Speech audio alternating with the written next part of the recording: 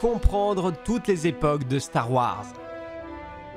Star Wars est un univers extrêmement riche, et même s'il peut être à destination des plus jeunes comme des plus âgés, il peut parfois être difficile de s'y retrouver, surtout quand on désire en savoir plus. À travers cette vidéo, je vais donc vous présenter toutes les époques de l'univers dit canon de Star Wars, ce qui désigne, pour rappel, toute la chronologie de l'univers depuis que Disney a racheté la licence, et que tout ce qui a pu sortir avant 2012, à de rares exceptions près, n'est plus à prendre en compte dans cette nouvelle histoire avec un grand H. Mais sans plus tarder, nous allons pouvoir commencer avec la première époque, celle que l'on nomme l'aube des Jedi. Celle-ci prend place environ 25 000 ans avant les films. À noter également que dans l'univers de Star Wars, ce sont les événements du film Un Nouvel Espoir qui servent véritablement de marqueurs temporels. On parle donc d'années avant ou après la bataille de Yavin, tout comme chez nous on parle d'années avant ou après Jésus-Christ. Donc, comme je le disais, l'époque de l'aube des Jedi prend place environ 25 000 ans avant les films. À l'heure actuelle, nous ne savons que peu de choses à son sujet. Les rares œuvres qui présentent des histoires s'y déroulant ne sont que des contes ou des fables, autrement dit des histoires somme toute sympathiques pour la plupart, mais qui n'ont pas vraiment de valeur pour nous apporter des informations pertinentes la concernant. Avec la série Andor, nous avons tout de même eu à plusieurs reprises la mention de soi-disant envahisseurs Rakatan qui auraient semé la terreur dans toute la galaxie. Le plus intéressant arrivera sûrement avec le long métrage du réalisateur James Mangold qui devrait mettre en lumière cette époque pour la première fois au grand écran en nous présentant les origines des chevaliers Jedi. Nous verrons bien si ceux-ci se retrouvent confrontés à ces mystérieux envahisseurs à ce moment-là. Ensuite vient l'ère de l'Ancienne République. Celle-ci demeure également une époque particulièrement mystérieuse, puisque Lucasfilm préfère pour l'heure ne pas trop s'y aventurer.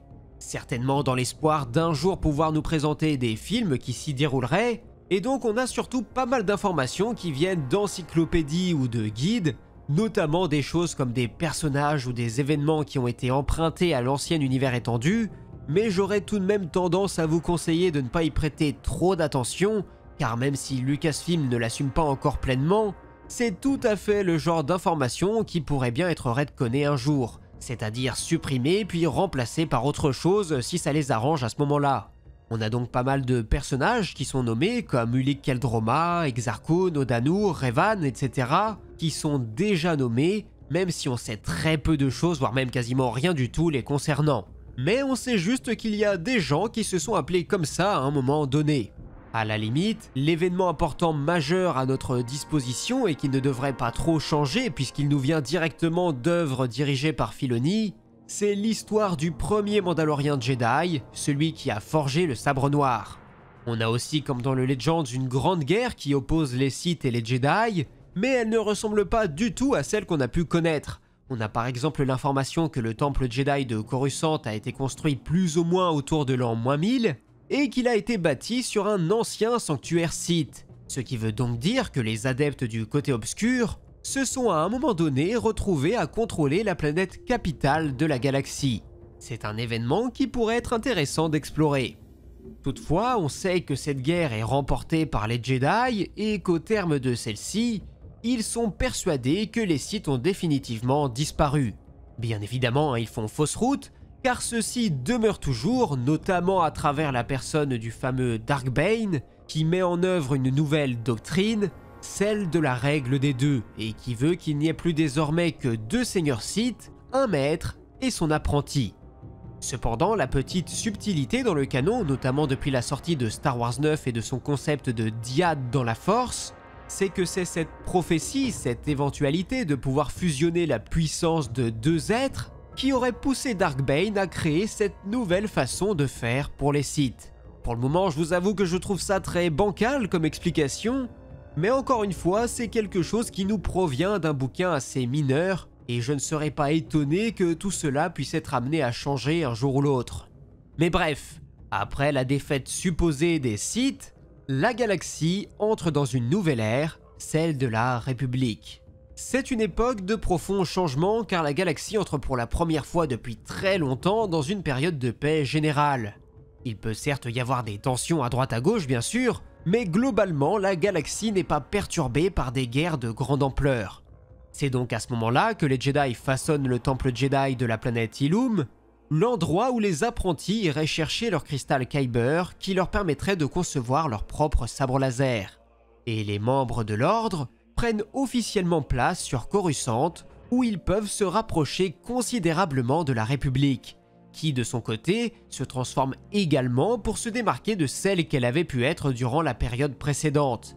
Elle commence par supprimer son armée, elle s'installe sur Coruscant elle aussi, et un Sénat y est également fondé. Ensuite, on commence à arriver à des siècles au cours desquels les personnages les plus vieux des films commencent à naître, que ce soit Maz Kanata, Yoda, Jabba le Hutt, ou bien encore dans une moindre mesure Chewbacca. Progressivement, nous arrivons à une période phare et l'un des premiers ajouts considérables du canon, avec l'ère de la Haute République, quelque chose qui n'existait pas dans le Legends, et qui, si vous voulez mon avis, est sans doute dans le très haut du panier de ce qu'a pu nous proposer Lucasfilm depuis le rachat. Nouvelle époque, nouvelle planète, nouveaux personnages, nouvelles organisations, nouvelles menaces, et bien sûr, nouveaux enjeux. Et maintenant qu'on arrive plus ou moins à la fin de cette ère, vu que toutes les œuvres arrivent à leur terme, j'ose espérer que Lucasfilm poursuivra ses efforts dans cette voie. Mais pour parler strictement de lore, c'est une époque merveilleuse pour la République, qui est en plein âge d'or, tout comme le sont également les Jedi. Pour témoigner de cela, la chancelière de l'époque décide de lancer tout un tas de magnifiques projets pour ouvrir la République au reste de la galaxie et les inviter à les rejoindre. Malheureusement, c'est à ce moment précis que décide de débarquer un personnage malveillant, un certain Marchion Ro, un génie du mal qui va donner bien du fil à retordre à la République, notamment grâce au contrôle qu'il peut exercer sur les Nihil, des maraudeurs de l'espace sans foi ni loi, mais aussi sur des créatures terrifiantes qui laissent les Jedi sans aucune véritable défense, les horribles sans nom. Si tout ça vous intéresse, je vous encourage vivement à vous plonger dans les différents ouvrages de la Haute République.